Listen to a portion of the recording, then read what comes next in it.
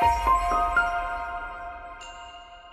everyone, this is Jane with Barlow Herbal, and in this video, I'm going to share some information with you on a lovely little plant called Tulsi, or Holy Basil. Now, the information I share with you is not meant to be medical advice. This is meant to entertain and educate you only. So please do your own due diligence when it comes to identifying, cultivating, harvesting, and consuming any herb or plant, especially if you're new to it. Now, Holy Basil is very well known in Ayurvedic medicine, and it grows extensively in India. Now, the cool thing is this is actually something that you can grow in almost every part of the world. It does like more tropical climates and more temperate, but you can grow it in places that have harsh winters as long as you either bring the pots in or let them go dormant. And sometimes you might lose them if they go dormant, and it's best to either move them indoors if you live in a harsh climate like I do, or grow them seasonally, because you can always put the pots outside. Now, this is something that I have personally never grown, but this is on my list to start growing this coming spring and start consuming it fresh. Now, there are a ton of health benefits to Holy Basil. My favorite thing about it is that it's a powerful adaptogen. An adaptogen helps us to balance our body chemistry, our hormones during levels of stress and anxiety.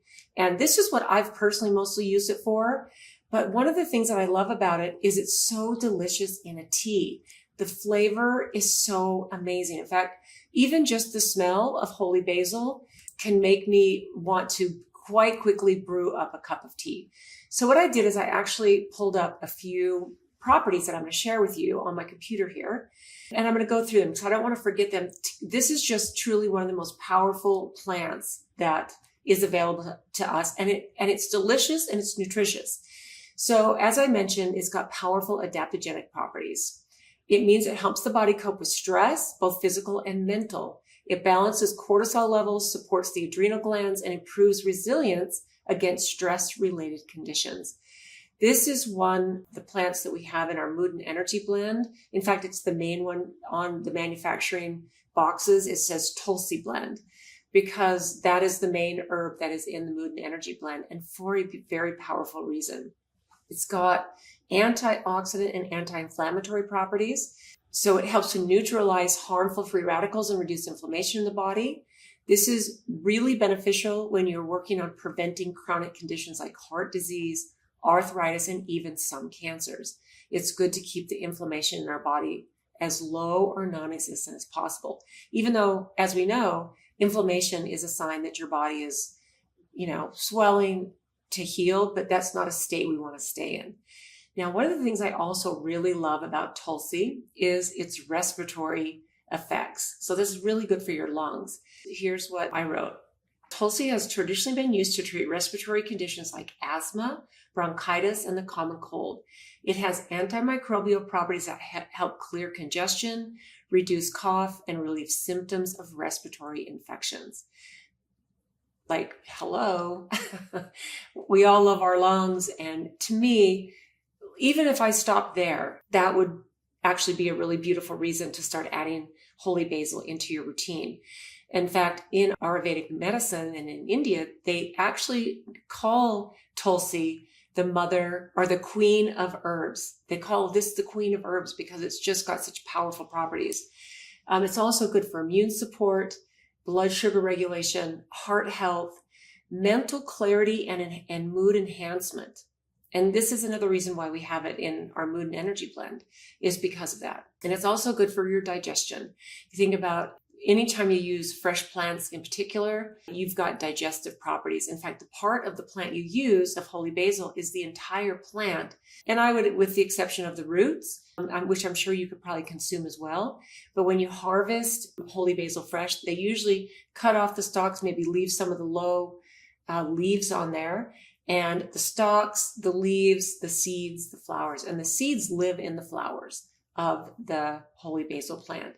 And like I said, this is something that I'm going to grow. I'm going to start it in a pot this coming spring, and I'm going to see what happens, because I'd like to see if this would be something I could consume fresh and even do something like maybe freeze dry it or dehydrate it. I do need to purchase a freeze dryer if I'm going to do that, but that's something I've been wanting to do because I've been hearing for so many years all the crazy good benefits of freeze drying your herbs. In fact, one of the reasons to do that is it gives you an extremely long shelf life. In fact, from what I've researched, this actually can give your herbs a 25-year shelf life when you freeze dry them. So a good reason to get a freeze dryer, right?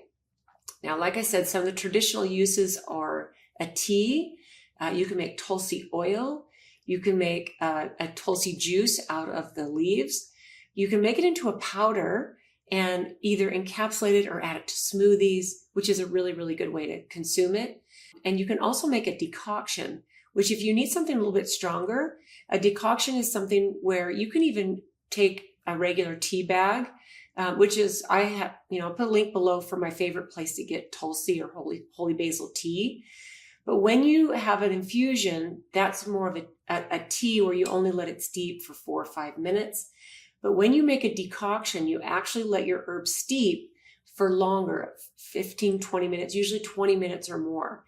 And this is actually something I love to do if I do feel a little bit sick or feel a little bit stressed, and with my Tulsi tea, besides the other herbal concoctions and herbal remedies and all the things that I have available in my little herbal cabinet and all the stuff that I have curing and blending. And, I've got quite a little cool production going at my house that I share with my family and my friends sometimes too, but it's really, really fun to do these things on your own. So a decoction is really good. In fact, it's used for treating more severe ailments like fever, respiratory infections, and digestive issues. So just let your tea steep a little longer, 20 minutes minimum, and you would be, giving yourself this power punch of just a little bit more of the properties of the tea. I want to definitely mention that Holy Basil, you should not take it if you are pregnant or breastfeeding. If you're on certain medications like blood thinners, it does have some naturally blood thinning properties. And Holy Basil is one of those plants that you can actually, I would say drink a cup of Tulsi tea or take a Tulsi supplement like in capsule form daily because of what it does for your immune system and just how it keeps you its overall wellness, heart health, anti-inflammatory. It's also an analgesic, which means it's good for pain. So this is just one of those things that when you learn about it and you start to incorporate it into your daily diet, it's one of the most enjoyable because just the way that it smells when it's steeping is so delicious for me, and also the way that it tastes. It has this most beautiful aroma and a beautiful taste. So I think adding Holy Basil is something that you should definitely research and consider adding into your herb garden, medicinal garden, and at the very least, have it available in supplement form so that you can reach for it when you need to. So I'd love to know what you think about this. And have you ever considered growing it in your herb garden, regardless of where you live? In fact, I know many people who live in harsh climates like I do during the winter, and they grow it in their hothouse. And that is a simple fix if you have a hothouse. This is one of those ones to add like along with cat's claw or pot of arco, because those plants are tropical rainforest plants and they need a certain environment with some humidity in the air. But if you live in places like Florida, parts of Texas, parts of California, in these southern parts, you can definitely grow Holy Basil all year round. And the key is to keep it cut back so that they don't grow long and spindly, but you get more of a bushy Holy Basil. And it's a beautiful thing to have available to you, have the knowledge of what it does, and if anything, simply enjoy consuming it in tea form because it's so delicious. So I'd love to hear what you think about this. If you've used it, how much do you love it? Do you love it as much as I do? I would absolutely love to hear. So thanks for tuning in, guys. I hope you have a beautiful, beautiful day, and we'll see you in the next one.